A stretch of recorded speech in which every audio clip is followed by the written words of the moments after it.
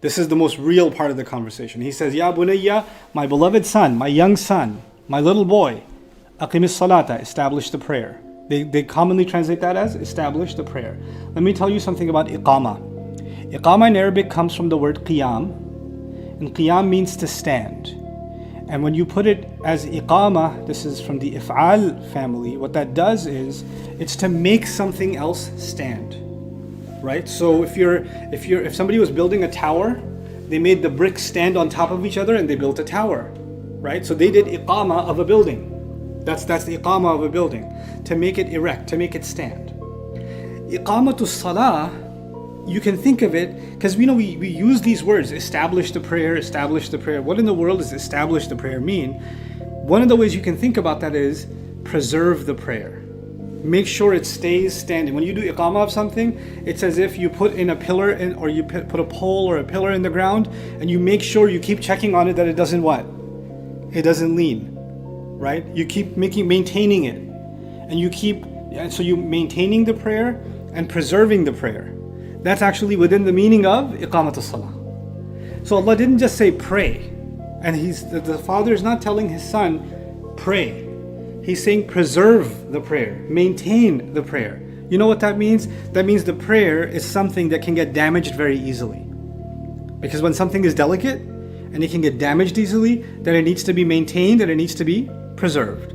Like a delicate plant, you have to make sure, some plants, they can't stand on their own. So you have to put a stick in the ground and the trellis, and it wraps around the stick. And you have to keep checking on it. Because if the winds were too high or the sun was too harsh, the plant might burn out, right? So this tarbiyah of the plant, this making sure that it grows, making sure that it's preserved and taken care of, that's the kind of thing you have to do with prayer. Now, there are some things we have in our life that don't require that kind of care, right? So if you have a car, for example, you don't have to change its oil for a while and it's running and doesn't matter, right? And sometimes people don't take care of it for a long time until they find out that it's falling apart, right?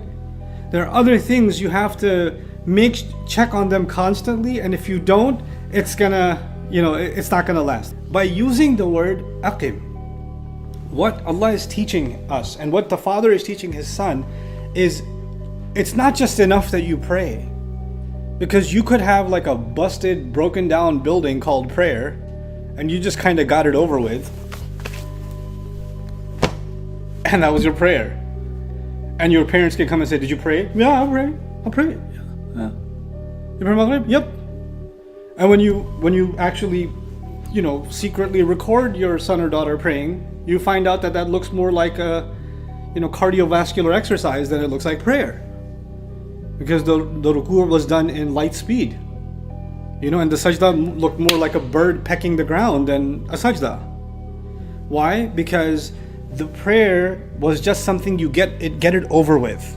When you have love of preserving and protecting something, then you're constantly fixing.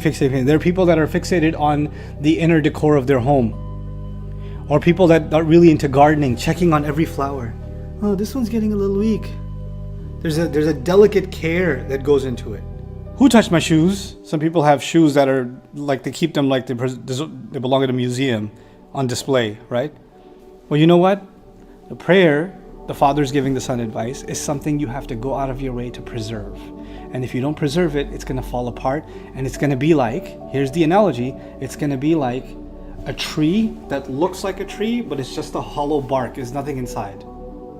A tree that's a full tree, a car could run into it, the tree's not going to tip over, the car's going to be destroyed, right?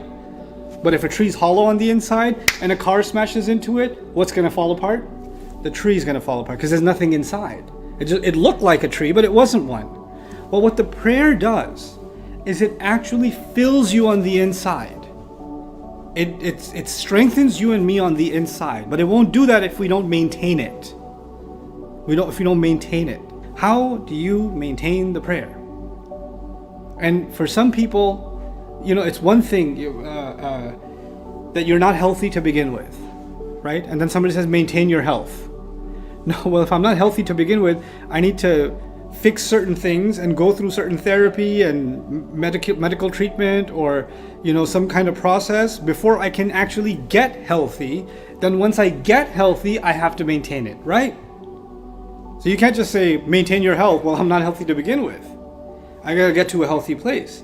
So the harder question when the father says to the son, maintain your prayer, is the son has to ask himself, the daughter has to ask herself, is my prayer actually the way it's supposed to be to begin with, that I should maintain it? Because maintain would mean keep doing what you're doing. But if you're doing the wrong thing and you say maintain the prayer, okay, I'll keep maintaining it. You're not making anything better. So first, what needs to be identified is the prayer the way is it supposed to be or not? The word Salah actually comes from Sila in Arabic, which is what we call the prayer, right?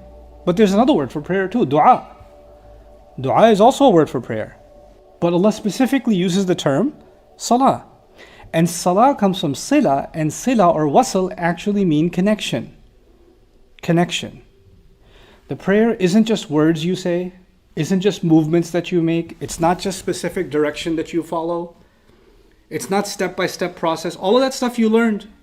Either you learned it from your parents, or your parents hired somebody to teach you, or you went to a Sunday school or an Islamic school. You learned that stuff.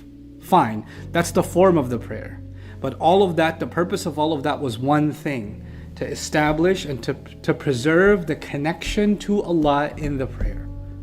So let me just remind myself and you what the prayer is. The moment I say Allahu Akbar, can I talk to anybody? No.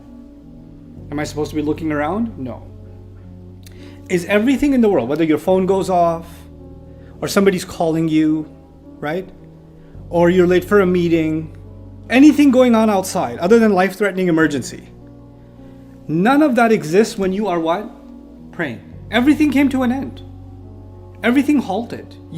For those few minutes that you were praying, the rest of your life did not exist. No other priority existed. In fact, you weren't even in charge of your own body at that point. You can't just walk the way you want to walk. You can't just put your feet where you want to put your feet. You can't just put your hands where you want to put your hands. Isn't it?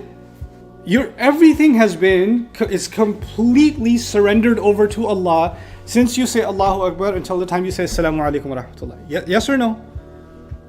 You know what that is? That's a rehearsal. And one way you can think about the prayer is it's a rehearsal. Rehearsal of what? A day is coming when we will not be in control of our bodies. Allah will truly show us how much greater He is than us. We're not going to be able to speak what we want to speak. We'll only speak what Allah wants us to say. We're not going to be able to move the way we want to move.